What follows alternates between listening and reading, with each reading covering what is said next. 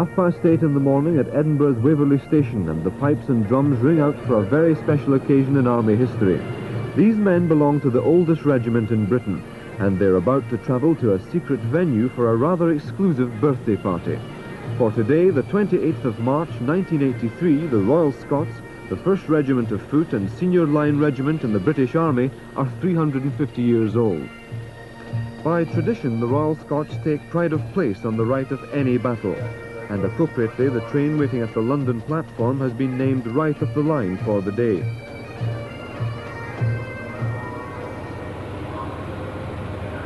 Lieutenant General Sir David Young, a former Royal Scots colonel, blows the whistle for the train to depart.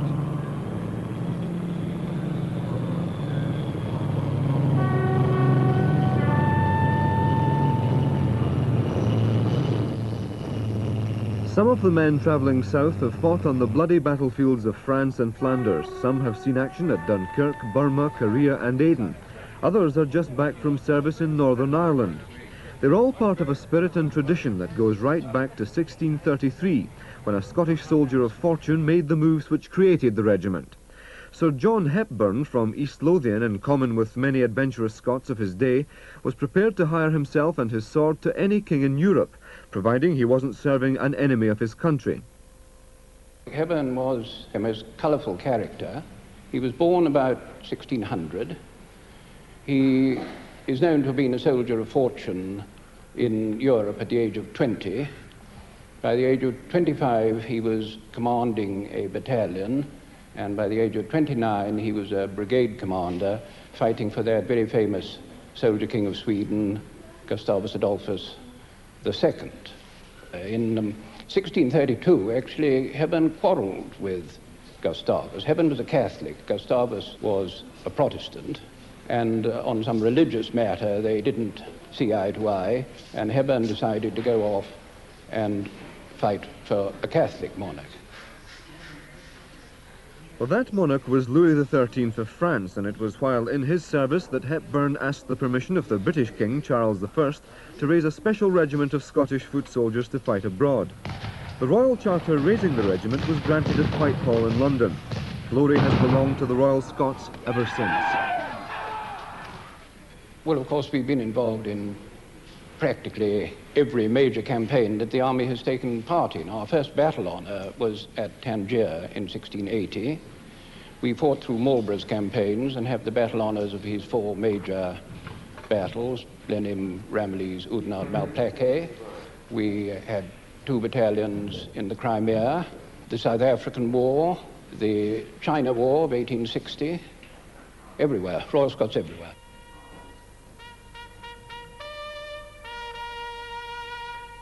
These medals in the Regimental Museum at Edinburgh Castle reflect many incidents of courage and heroism. One such incident happened during a charge at Waterloo. An officer carrying the King's colour was killed, as were 3 other men who took the colour in turn. The last of these was Ensign Kennedy, who was advancing at the front. He was badly wounded but kept running. He was hit again, this time mortally. A sergeant went forward to try and get the colour back, but Kennedy was gripping it so tight that he had to carry Ensign Kennedy himself back, as well as the colour. And the story goes that the French were so impressed with this bit of bravery that they ordered their soldiers to cease firing at the sergeant. It is also perhaps of interest that we have one of the descendants of Ensign Kennedy serving in the regiment at the moment as a major. That sort of selfless dedication to duty carried on into the greatest struggle of them all. At the start of the First World War, Lord Kitchener's call to arms produced a vast expansion of the regiment from 2 to 35 battalions. More than 100,000 men passed through its ranks. During the war, over 11,000 Royal Scots were killed, with 40,000 wounded. It's been estimated that the regiment's casualties were greater than that of the entire British Army during the 6-year Peninsular War. The Royal Scots fought and died on the fields of France and Flanders, on the rocks and sand of Gallipoli, in Palestine, in Macedonia, and all fronts where British troops went to defend the Empire.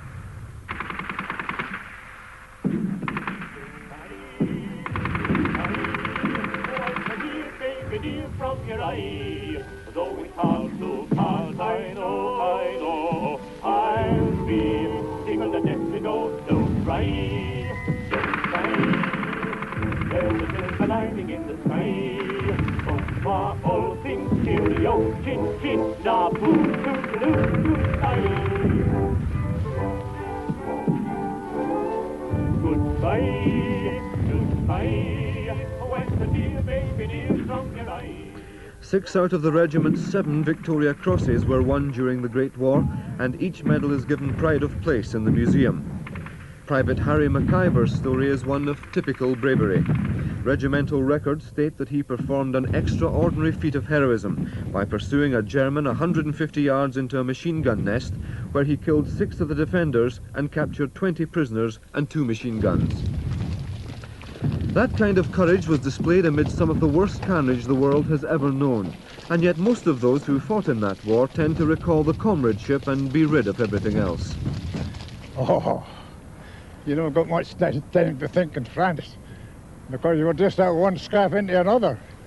That was just the whole thing that was in it. We got leave after we went from Egypt. That was the first leave we got. We got leave from Mont-Saint-Éloi in France. Then when we went back, we started with Big Do. But actually, it kept you busy. You never thought for anything else. Apart from being busy, it must have been pretty horrific. That's what could you think of? Nothing else. You only had one thing and another. Well, it was varied, of course. Sometimes the going wasn't so bad, and otherwise it's quite good. I have no regrets about it, by no means. I met a lot of wonderful people. Was the sort of camaraderie one of the best things about it? Definitely, the Esprit Corps, absolutely first class. You started as a private, of course. How did you work your way up through the ranks? Well, you got just it came along, I suppose. Lots of casualties. There's vacancies. One of the most tragic incidents in the regiment's history happened not on a battlefield, but on a Borders railway line on a peaceful May morning. 500 Royal Scots were on a train to Liverpool en route for the Dardanelles. But at Gretna, because of a signalman's error, their train smashed into another at full speed. It was a horrific scene, with scores of dead and injured lying among mangled and blazing wreckage. Then the unthinkable happened. A third train ploughed into what was left of the other 2. Afterwards, when the roll was called, only 58 answered their names. Some were helping in the rescue work, many were lying dead on the railway banks or moaning in terrible agony. Half the battalion of the 17th Royal Scots was wiped out. Only 3 survivors now remain, and Peter Stoddart is one of them. We arrived just on the border. I looked out and I said, oh, a lovely morning. And then the next thing was the crash. I landed on my face with a pile of stuff on my back, was hanging to the ground, couldn't move. But where my face was, there was a hole where I could see the light, and I smelled fresh air. I couldn't do anything. Then the next thing was there was a second crash. The second crash relieved the burden off me, but my left foot was crushed below the seat and was held there, but I twisted it round and got it relieved. And it made the hole bigger, but it wasn't big enough, I thought, to get out. But I made an attempt and I got out. I got on my feet and I walked along the line. There was a carriage there, what they called a telescope carriage, I don't know. And it was blazing and the soldiers was trapped, they couldn't get away, they were caught in the fire. And then my leg gave way and I collapsed. What did it feel like waking up to know that over 220 of your comrades had died in that crash? Oh, of course, you see, the point is this, you had no thought for anything like that, you know what I mean? You were just a matter of wondering if you were going to be right yourself. 70 years later and another train journey south. 3 generations of Royal Scots recalling past glories and past friendships. Major Melville Boucher, who was an Edinburgh man, he had a war of his own in a trench at rather a nasty spot in our time, just into Belgium, at the Gille Canal.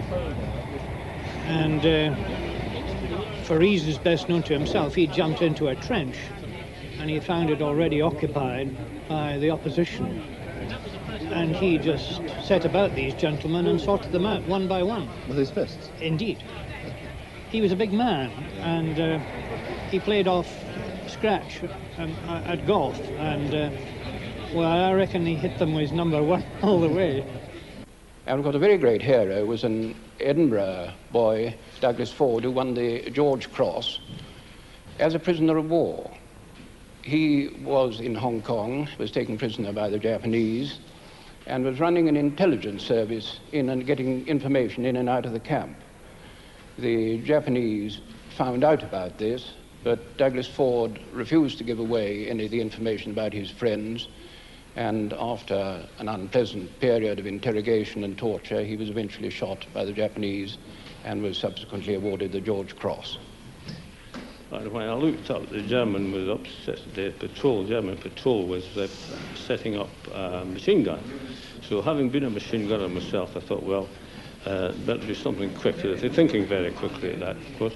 And I took on this machine gun, told the lads to keep the heads down, and I was in the act of firing my 3rd round when I was splattered with machine gun bullets. I got one through my left hand and one through my bicep.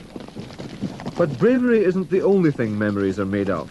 There were moments of joy when the Royal Scots helped liberate towns in France, and a moment on the battlefield when firing stopped because of a little French boy. This was a summer evening when, out of the haze, appeared a young boy, I would imagine about 9 years of age, in a little blue raincoat and beret, with a small biscuit tin under his arm. And it took us all by surprise. We were all around the cookhouse when this boy appeared out of the mist. So we gave him some food and tried to listen to his story. He had lost his parents, and he was drifting his way back towards Bayeux, where he believed there was an aunt of his. And in the tin box he had a clean change of clothing, a towel, a piece of soap. And that was the whole all that boy had in the world, really. And I thought that was one of the most courageous things I ever seen in the war. I often wonder whatever became of that little boy that appeared from the mist. My time with the 1st Battalion was in India, actually. Yeah. And the train is the thing that reminds me. We once spent took us 10 days going from Madras to Karachi on that train. That's when I grew my moustache, actually. Yeah. We had a competition. Very smart it is, too. It was very interesting as a subaltern to be in Aden. It was the first taste of active service. And most evenings the tribesmen up country would open up on us and fire a few rounds. We'd fire back, honour satisfied on both sides, with few casualties. What sort of camaraderie existed between the Royal Scots? Oh, very nice. You got very close to your men out there because you were living with them in the same conditions. There was no special treatment or anything like that. And you got to know them really very well by talking to them on off-duty moments because there was nowhere else to go. The Royal Scots and their families have just returned from a 2-year tour of Northern Ireland. The soldiers carried out patrols near the border with the Republic, and they were on standby to reinforce the Ulster Defence Regiment in event of trouble near Armagh. For many, it was the 2nd or 3rd trip to the province. I saw quite a bit of action since '69, since the trouble started.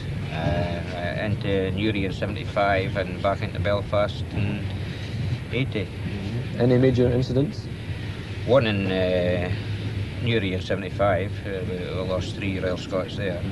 And into Woodburn and Belfast in '80, where we lost a few policemen from the REC station. Yeah. Have you lost any friends? Yes, 3 in the Newry incident, which were blasted nothing really at that time. Does that sort of incident not make you fear for your own life sometimes when you're out there? No, because of the type of work we're involved in, we don't actually think of it. Being a soldier, we're paid as a soldier. We did patrols, etc., but we never really got involved in any incidents, you know. Yeah. But it's quite lucky, really. It depends what way you look at it, you know. Yeah. Were you expecting to be involved? I thought 2 years. I thought I would have seen something, you know. You've been in Northern Ireland with your husband for 2 years. What like was it? It was fine. There was plenty of amenities, and there was swimming, sports, hockey, netball for the 2 years we were there, plenty to do. It was quite nice. You sound like as if you'd rather be in Northern Ireland than back Well, here. there's much more in Ballackinla than there is in Kirknewton. There's nothing handy in Kirknewton. I really enjoyed it while I was there. How do you feel about the fact that your husband and yourself, obviously, are losing out on wages? Well, it all depends where you go. I suppose in Germany the wages are even higher than Northern Ireland. You could just as well like to spend our time there, but you just have to go where the job takes you. Are you ever worried about your husband's safety when he's serving? Of course, yeah. But when we were in Northern Ireland for 2 years, you see it for yourself that they're not on active service all the time, and you don't worry about it just as much. One probably says, well, I didn't really want to go to Northern Ireland. Professionally, inside, you say, that's actually what I was trained for, and I can actually go and prove what I was trained to do, and enjoy the professional work of doing it. You still get apprehensive each time you leave? I think there's a moment of apprehension when you're told you're going on operations, wherever it is in the world, and you say, golly, no more play acting, no more thinking about it, this is it. And once that passes, you get on with the training and you actually don't think about it again because you're bound up with your professional work.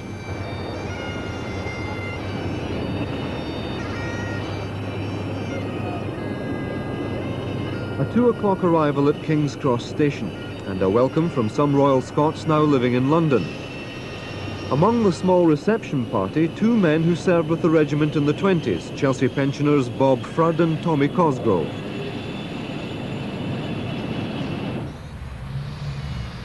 Seven in the evening and the guests begin to arrive for the birthday party.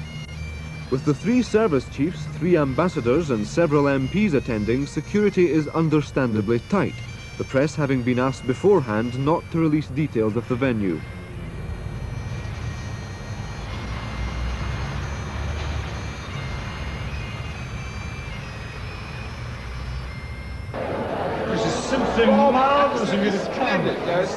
Welcoming the guests, Lieutenant General Sir Robert Richardson, an Edinburgh man who joined the Royal Scots straight from Sandhurst in 1949. Now, if you can cut that, then I'll give him back his glass.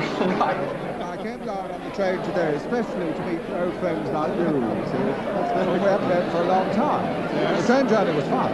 But this is really on the day that This is the day. the charter. Yes, I mean, we should really be doing it in Whitehall. Well, this occasion today, as I think you understand, is the 350th anniversary of the regiment, to the day, because it was this day in 1633, 28th of March, when King Charles I signed the Royal Charter to raise this regiment. So to me, I have the honour of being the colonel of the regiment in this 350th anniversary year. I'm the 30th colonel, and I'm very conscious of the honour which I have. 350 years of unbroken service to the nation and to the sovereign. You're enjoying yourself? Yes, very good. A sense of history? It's good, you know, the tower is feeling 50 years old and that, you know, that we're actually getting to be part of what's happening, you know.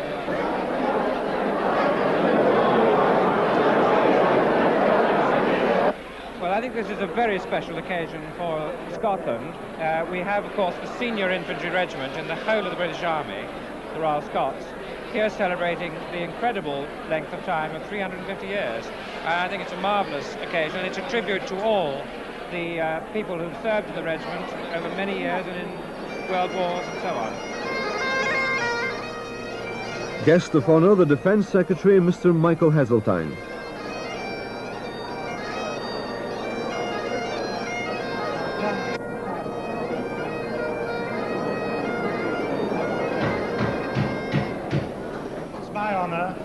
Welcome all of you here tonight, our guests from all members of the Royal Scots, past and present.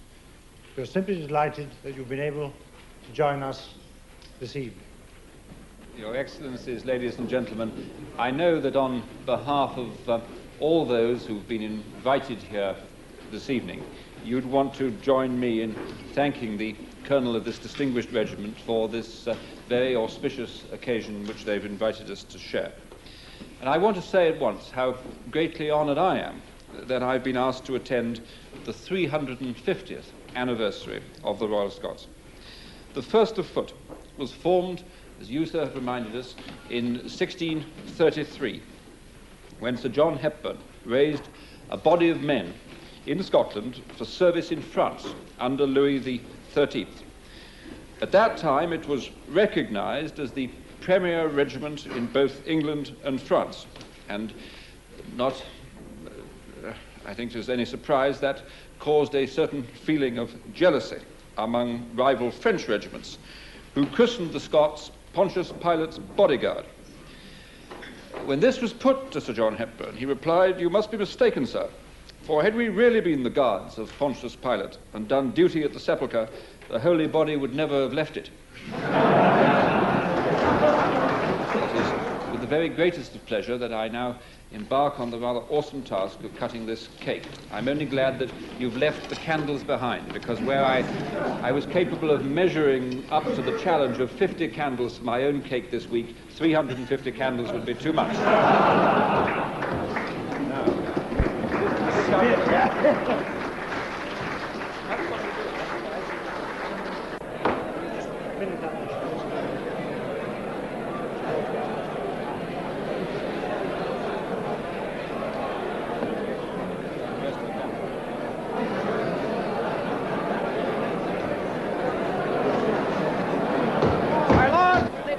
Gentlemen, I give you this toast in Gaelic to this, the 350th anniversary of the Royal Scots, the Royal Regiment. Jock Slange na ban, na heich na he, Jock Slange. It gives me great pride to be a member of the regiment, one of the finest regiments of food. This gives you that sense of being very, very old and proud to be in something that just can't be matched. Nobody can match it. Well, it means a lot to me because my father was a Royal Scot. He served in the Boer War and he was killed in the Second and the First War. And it's been a sort of family tradition. All people who were in the forces had a love for the regiment. And Royal Scots are no exceptions. In fact, we're probably more maniatic about our regiment than many others. Well, being a Royal Scot is being proud of what the regiment has done in the past. Our forefathers have gained a lot of battle honours, and we carry them on the flag now. And that is the whole being of the Royal Scots. It means being a member of the oldest regiment of the British Army. It's the tradition now of 350 years, being a member, being part of that tradition. That's what it means to me. Oh, marvellous, I think. Marvellous. Why is that? I would join over again if I was young.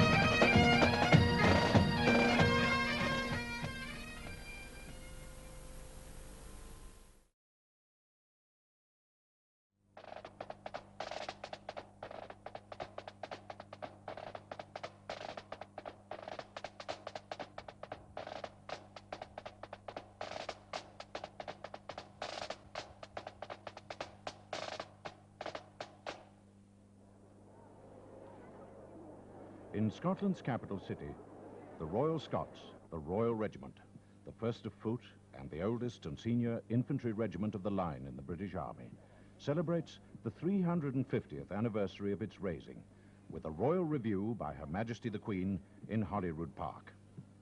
The regiment has two allied and one affiliated regiment, the Canadian-Scottish Regiment, Princess Mary's, and the Royal Newfoundland Regiment, also from Canada, both represented here today.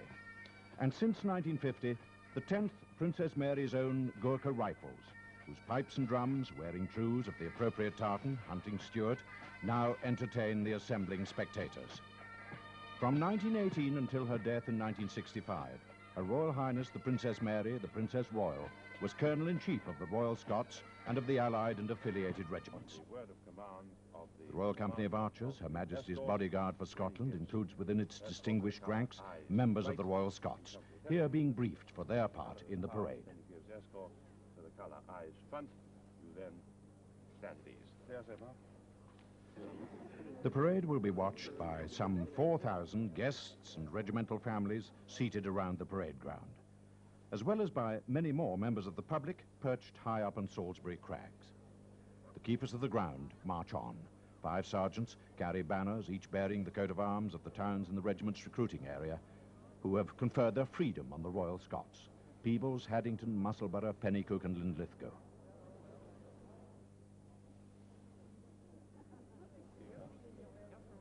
Tom Morgan, the Lord Provost of the City of Edinburgh, is here, the Right Reverend Dr. McCluskey, Moderator of the General Assembly of the Church of Scotland. And the battalion onto the parade ground by the pipes and drums playing Scotland the Brave.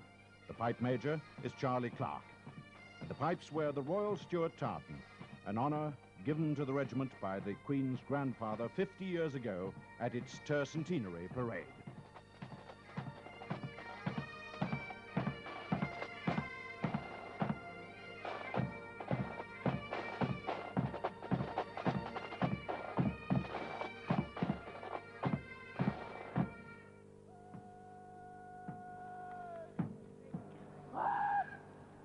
The Regimental Sergeant Major, Ian Johnston, forms the parade and completes the dressing. And when this is done, he will hand over to the second in command.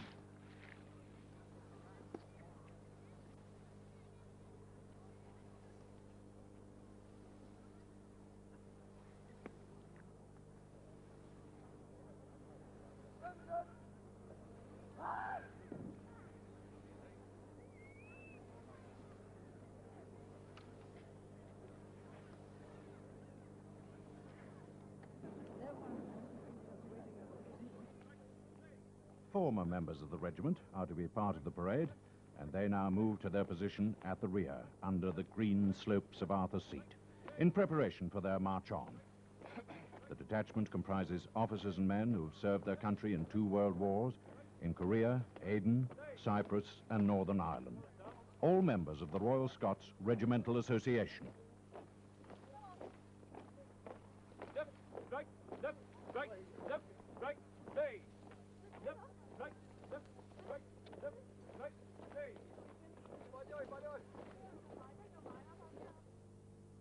Now the officers join the parade of today's Royal Scots, inheritors of a proud tradition from a glorious past. And they take post in front of the battalion.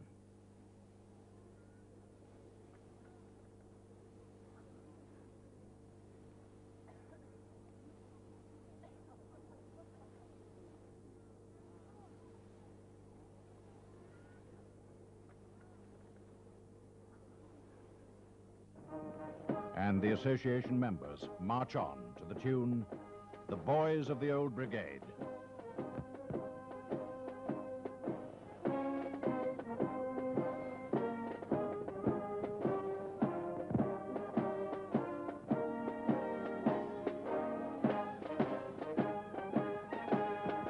And they are followed by the detachment of the Canadian-Scottish, under the command of Lieutenant Colonel Ken Ward. It was the Queen's father who in 1948 approved their use of the subtitle Princess Mary's. The Princess Royal was his sister.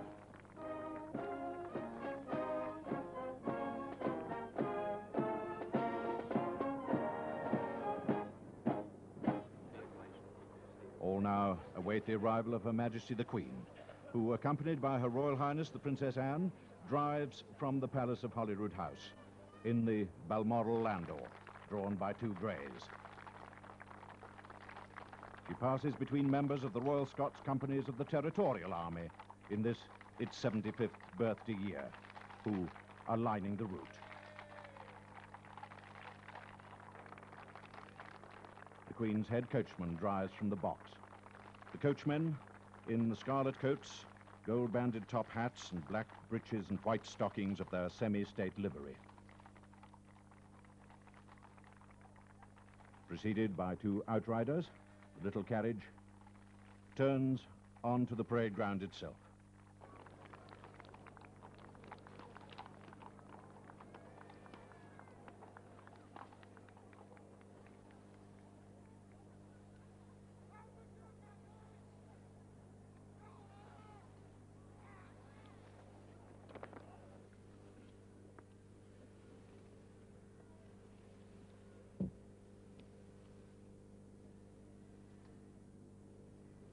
And so Her Majesty the Queen arrives at Holyrood Park. The coachmen and grooms bare their heads as Her Majesty and Her Royal Highness dismount, to be welcomed on arrival by the Colonel of the regiment, Lieutenant General Sir Robert Richardson, who in turn presents a former Colonel, Lieutenant General Sir David Young.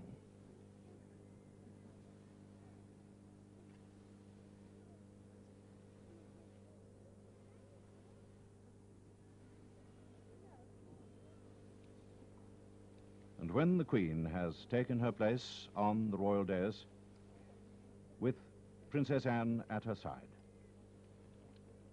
Her Majesty will be greeted as the parade now presents arms by a royal salute.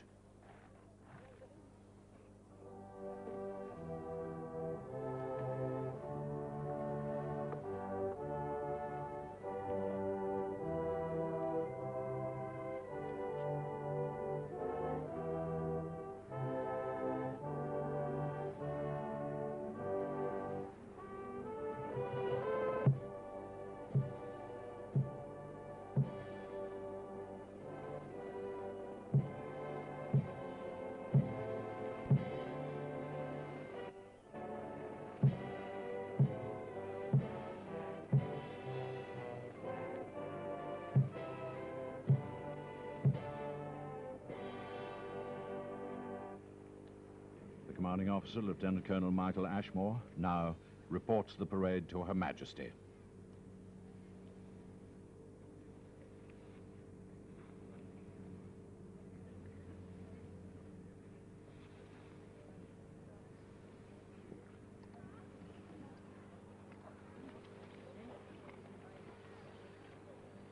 There will follow now the inspection.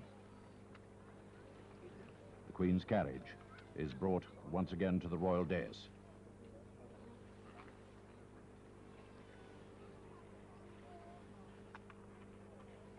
The Crown Equerry, Sir John Miller, whose father served in the Royal Scots Greys, as ever, waits in dutiful attendance as the Queen and Princess Anne move to the steps of the landau.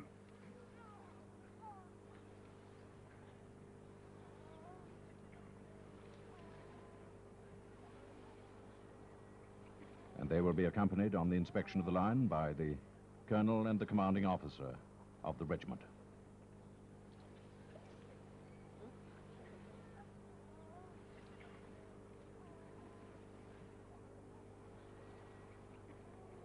Something of a novelty for these 2 officers. As the pipes and drums of the 10th Gurkhas play Mist-Covered Mountains,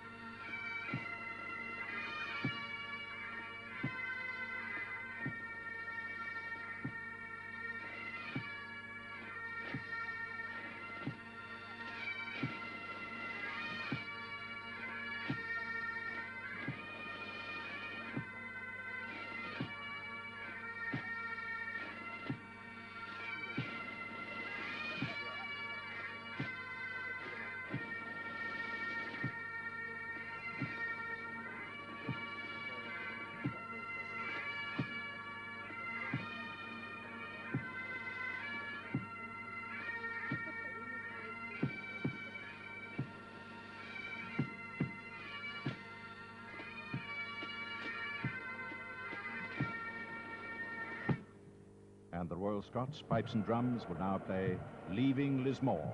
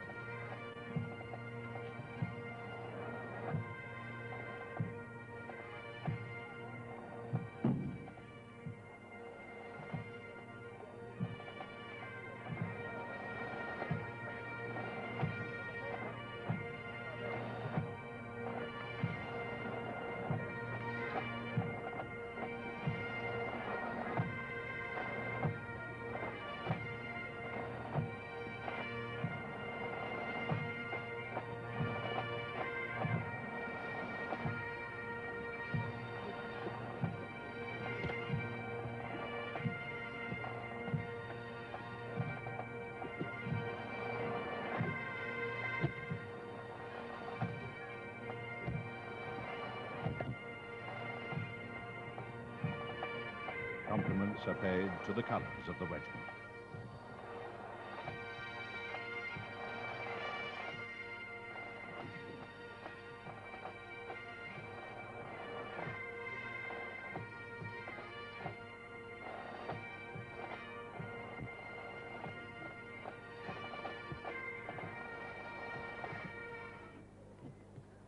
The inspection completed, the commanding officer rejoins the parade to give the command for the march off of the affiliated detachments.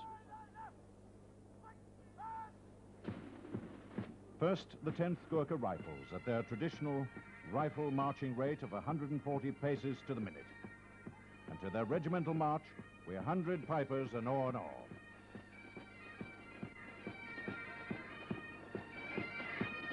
The detachment is commanded by Captain Kirk Gillies, himself a Royal Scot officer on attachment to the Gurkhas.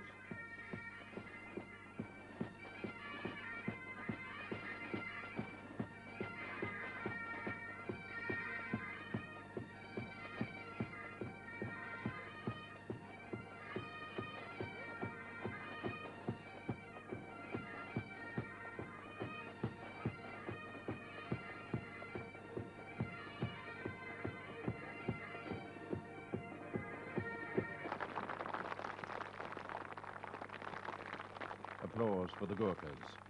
And the Regimental Association members will now march past under the command of Colonel Bill Fargus, the Regimental Secretary.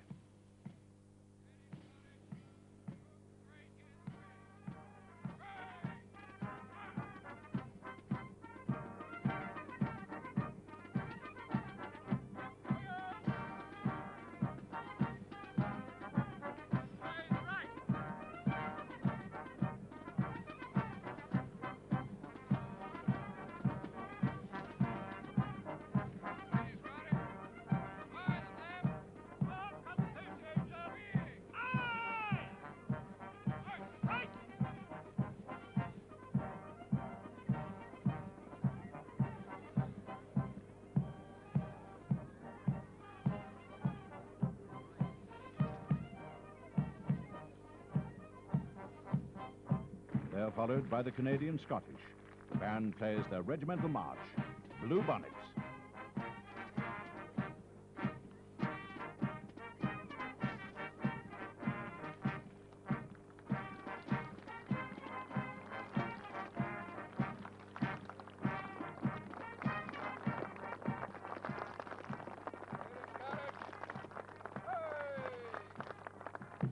So only the Royal Scots are left, and now follows the ceremonial trooping of the colour, preceded, as is customary, by the slow and quick troop by both bands. The slow march is Loch Leven Castle, and is played by the pipes and drums, headed by Drum Major Miller and Pipe Major Clark.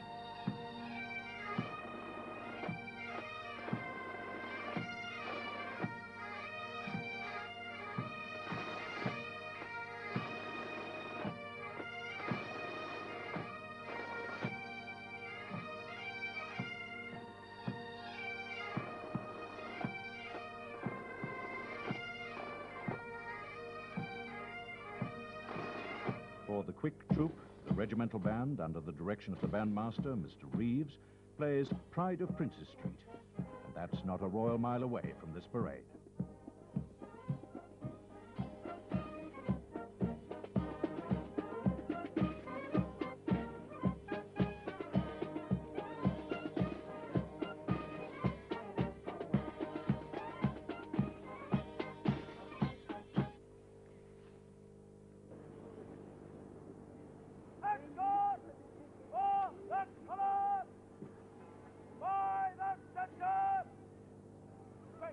The escort for the colour, under the command of Lieutenant Charles Richardson, now moves forward to receive the colour prior to its being trooped along the ranks. The traditional tune is the British Grenadiers. The right flank company of all infantry regiments was once composed of grenadiers.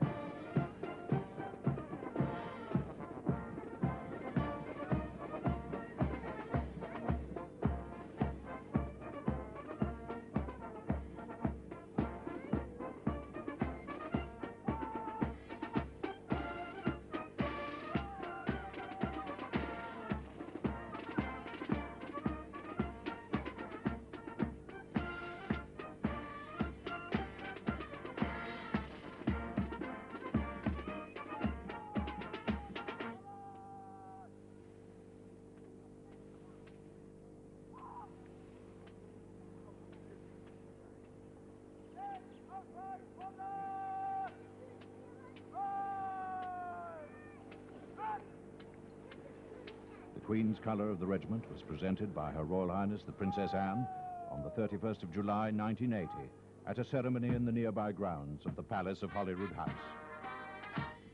And so the trooping begins to the Grenadiers' slow march.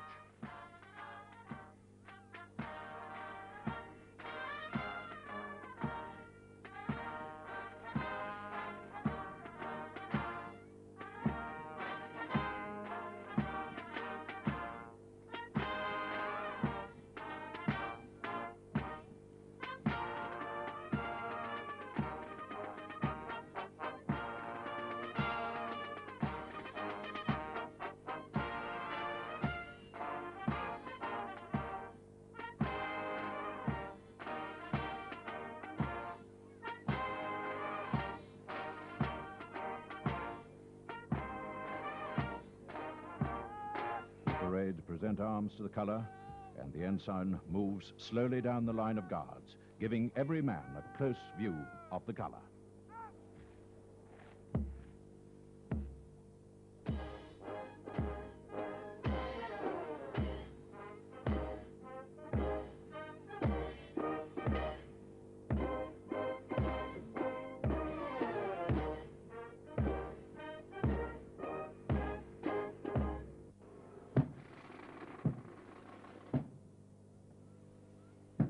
Trooping is followed by the march past in slow and quick time. The slow march is westering home.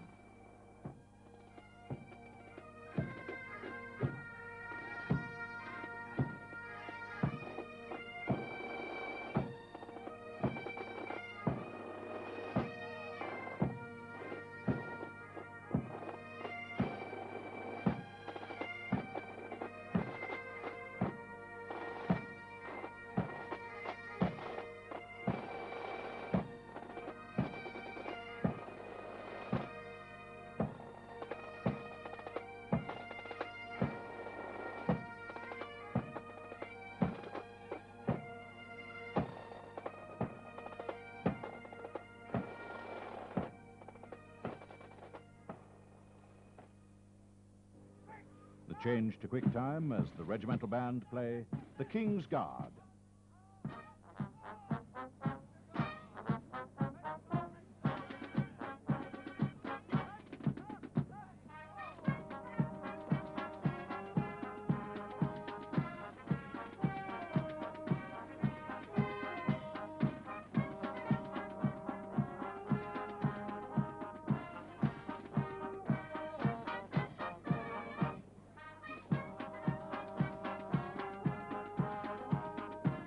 Marching and forming in line are maneuvers which require great concentration, the more so on the parade ground of green grass, which, unlike a barrack square, is silent under the marching feet. And it requires self-control and alertness from every man on parade to maintain the perfect dressing demanded by an historic Royal Review.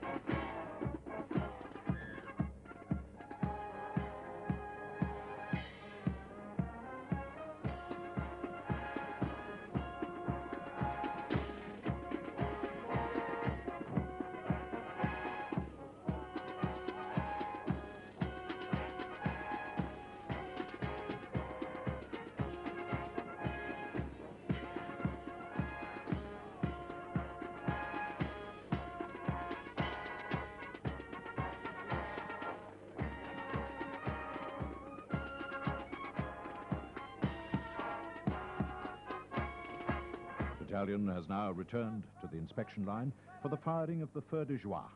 3 celebration volleys of rifle fire, fired in succession down the front rank and back along the rear rank, to honor this never-to-be-forgotten regimental occasion.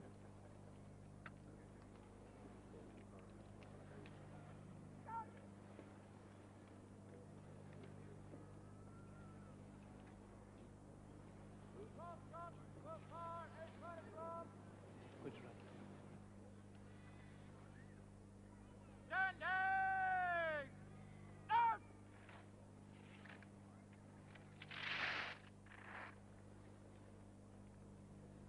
Present!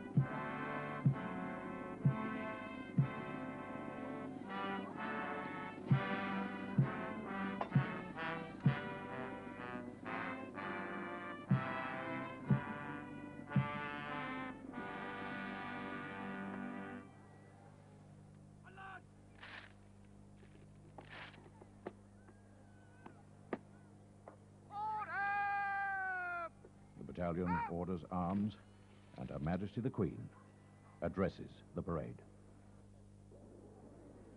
Lieutenant Colonel Ashmore, officers, warrant officers, non-commissioned officers, and all ranks of the Royal Scots.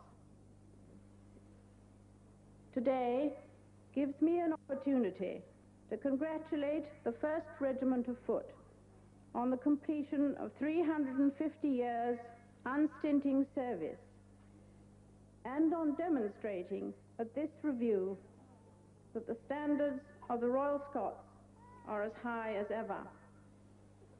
Even the setting is appropriate, reminding us of the happy relationship which you have always enjoyed with the city of Edinburgh. I'm glad that there are representatives here of your affiliated and allied regiments of Gurkhas and Canadians. You have remembered the past in inviting officers here from Sweden and France, countries in whose armies many of the 1st Royal Scots saw service. And the future is represented by members of the cadet forces who also enjoy affiliation to the regiment. As recently as 1965, you had a Royal Colonel-in-Chief, the late Princess Royal. I well remember that she set great store by her long association with the regiment, and that the respect and affection she felt for the Royal Scots was reciprocated. It gives me great pleasure to tell you that I have decided to continue the link between the royal family and the regiment, and that my daughter, Princess Anne, is now proud to be appointed your Colonel-in-Chief. The appointment of Her Royal Highness the Princess Anne, another daughter of a sovereign, to be the regiment's Colonel-in-Chief, has been a well-kept secret, and its announcement today at Holyrood is greeted with obvious pleasure by all present. The parade now ends, with the battalion marching past the sovereign and off parade. As the pipes and drums play, all the blue bonnets are over the border.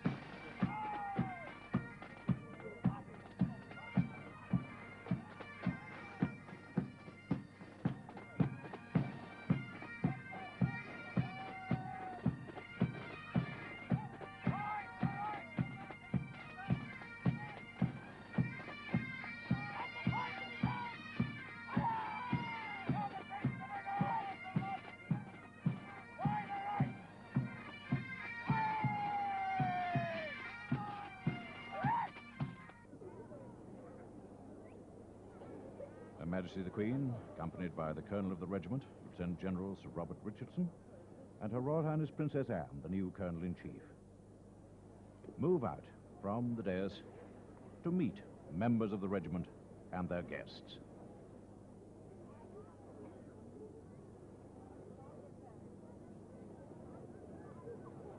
There are the wives and children of the men on parade,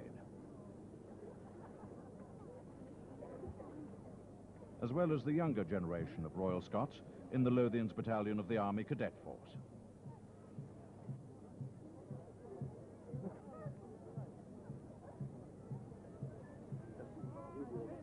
that's a private conversation these young lads will boast about for years to come.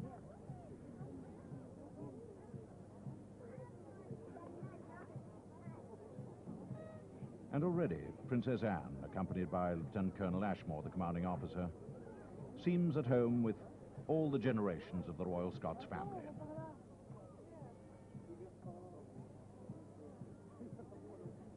She brings a twinkle to the eyes of many an old soldier.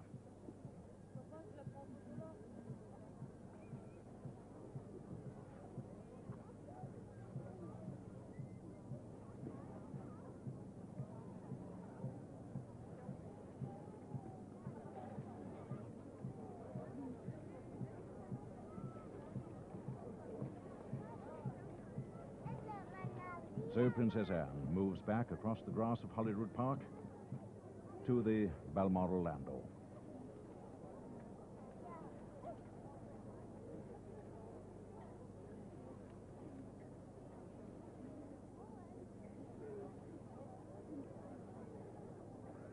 And the Queen takes her leave of the Colonel.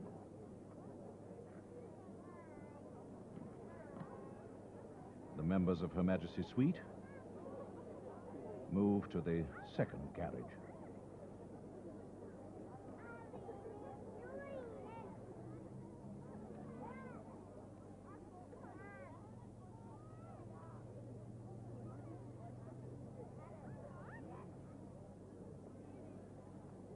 The Colonel and the Crown Equerry, Sir John Miller, salute Her Majesty and Her Royal Highness.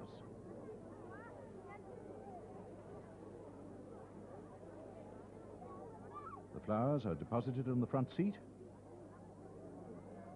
and the Queen prepares for the short drive round the corner to the palace forecourt.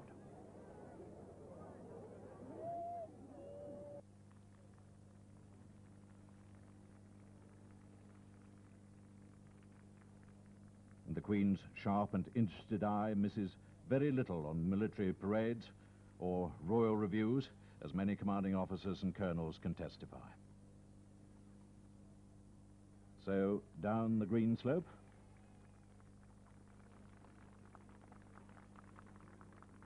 breaks off, and home to Holyrood.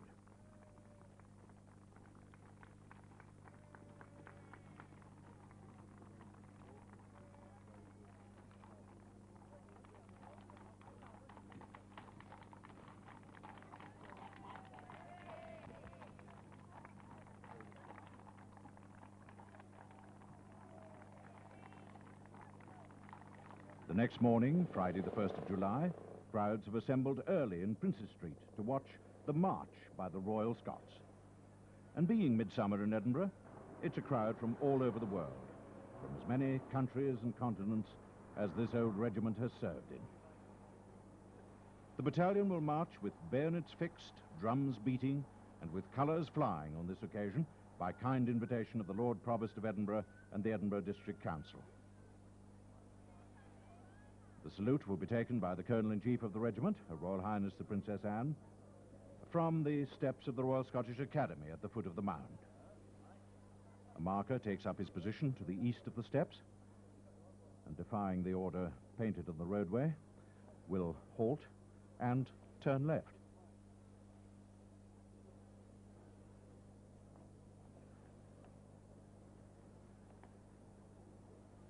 The party at the saluting base consists of the Colonel-in-Chief, Princess Anne, accompanied by the Colonel of the regiment, the Lord Provost, who is Her Majesty's Lord Lieutenant for the city of Edinburgh, the Lady Provost, and Lady Richardson.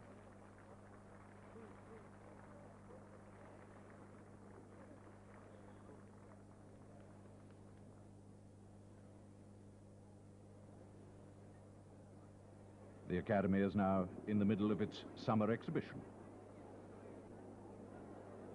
The first detachment to march past will be the 1st Battalion, led by the Pipes and Drums, who for this occasion have within their ranks members of the Pipes and Drums of the Canadian Scottish Regiment.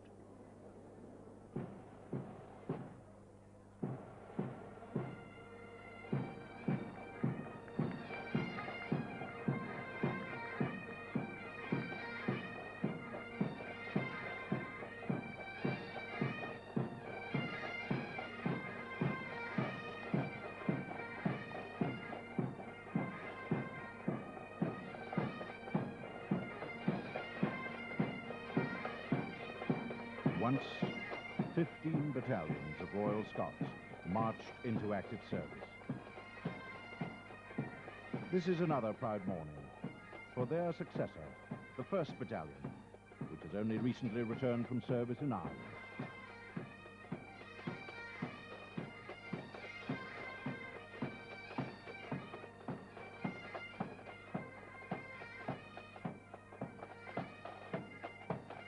A posting to which these medals bear witness.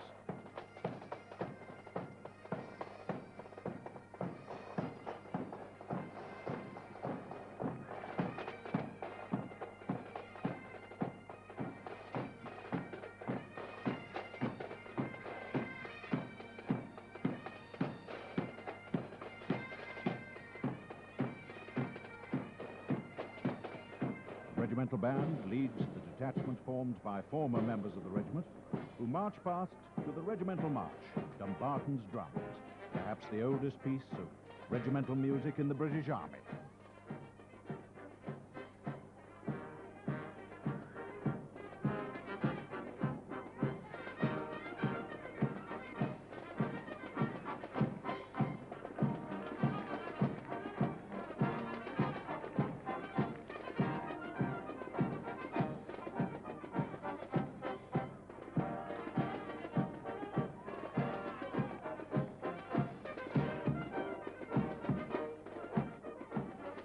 Now the tune is The Daughter of the Regiment.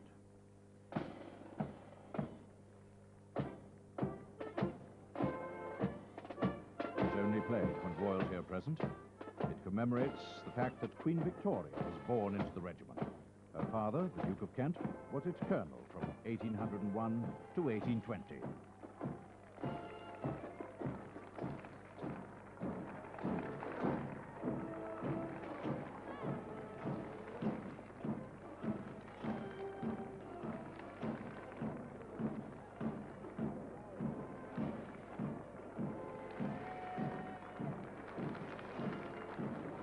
The 3rd Detachment is made up of members of the regiment, of the Territorial Army, and of the Cadet Force. They're led by the pipes and drums of the Daniel Stewart's and Melville College Combined Cadet Force.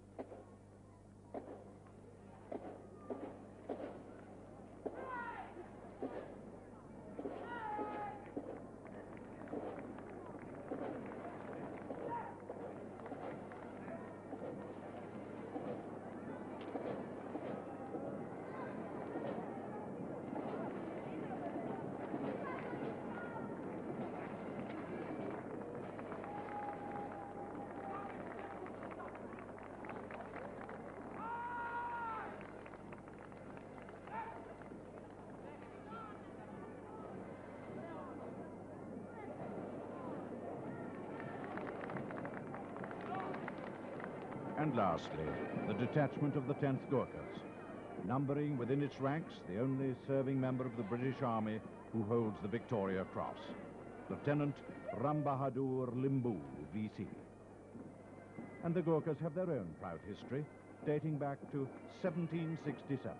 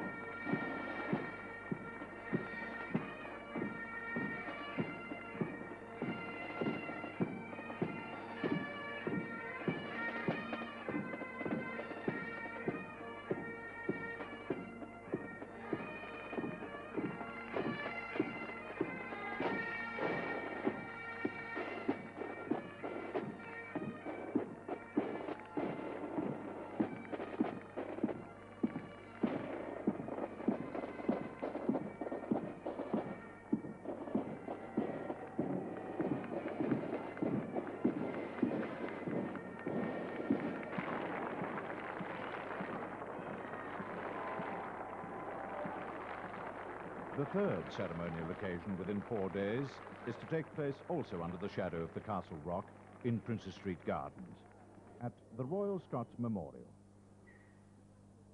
It is Sunday, the 3rd of July.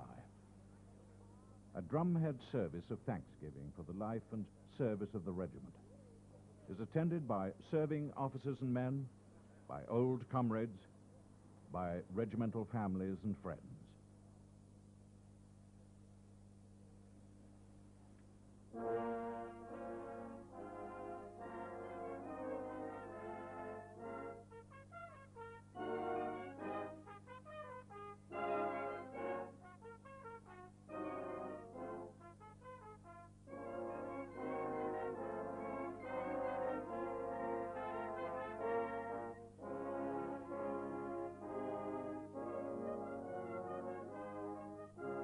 This was a more solemn and private occasion, a regimental rededication.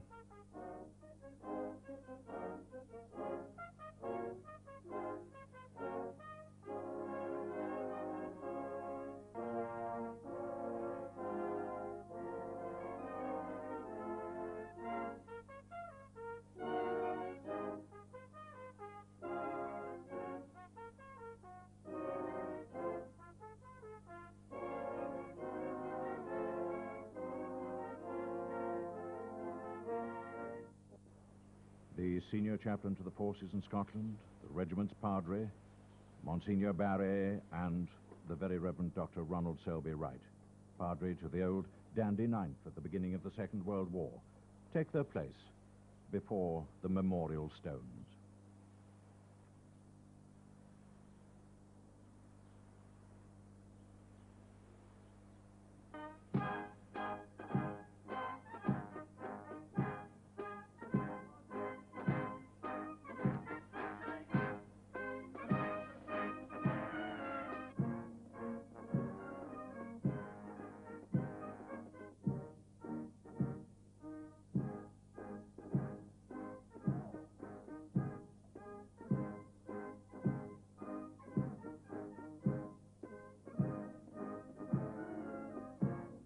Queen's colour and regimental colour are marched on to the garb of Old Gaul.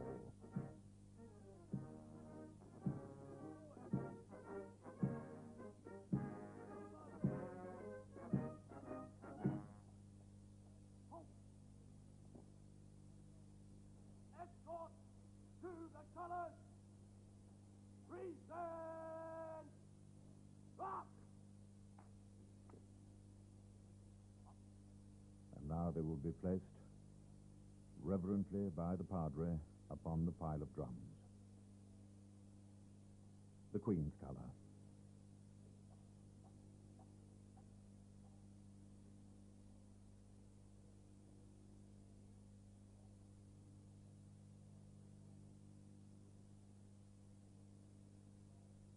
And now the regimental colour.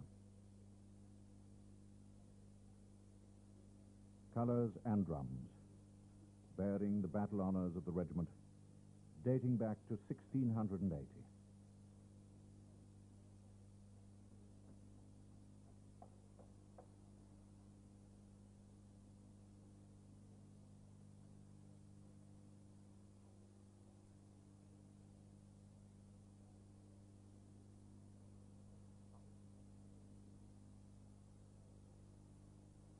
Escort to the colours! Shoulder! Up!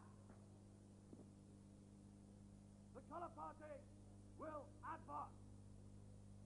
Advance! Start! Quick, march!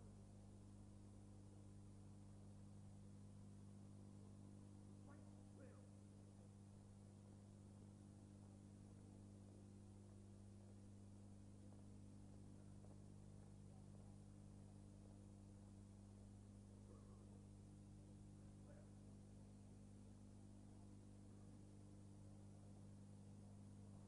The Colonel of the Royal Scots, the Royal Regiment, Lieutenant General Sir Robert Richardson.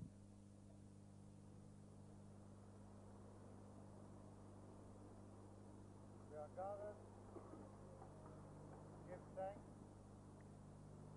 for 350 years service and to rededicate ourselves to the service of God, Queen and country. The memorial tablet on the monolith to my left commemorates our late Colonel-in-Chief, Her Royal Highness Princess Royal, who gave 47 years devoted service to the regiment. On this occasion, we are all conscious of the honor bestowed on the regiment by Her Majesty the Queen, by the recent appointment of Her Royal Highness the Princess Anne as our new Colonel-in-Chief. Princess Anne has asked me to express her pride and pleasure in taking her place at the head of the regiment.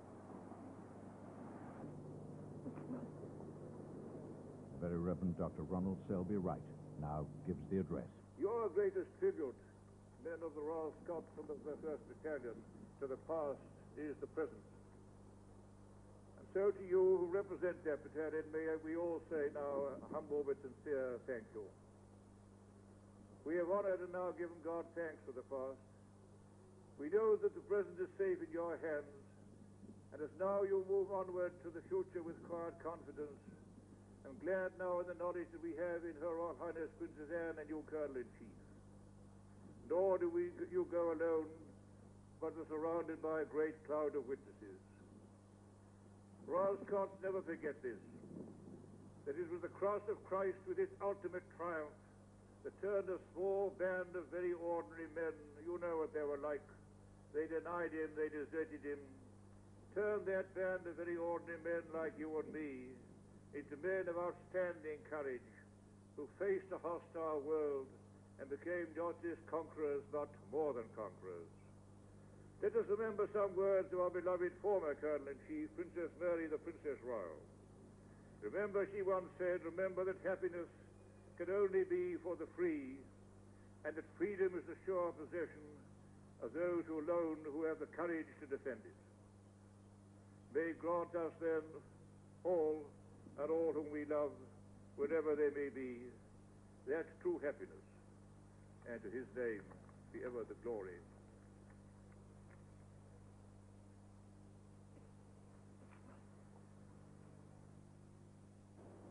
Colour party. Halt. Escort to the colours. Reset. Up.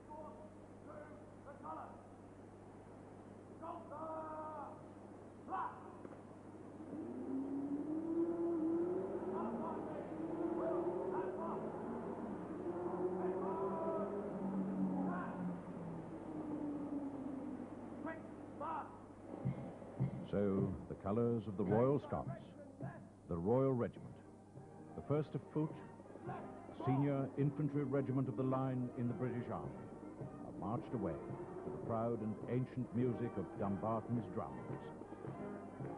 And the celebrations of Midsummer 1983 will soon become yet another memory in a long story of service and honor, of fame and renown, purchased with brave men's lives and scattered across the years.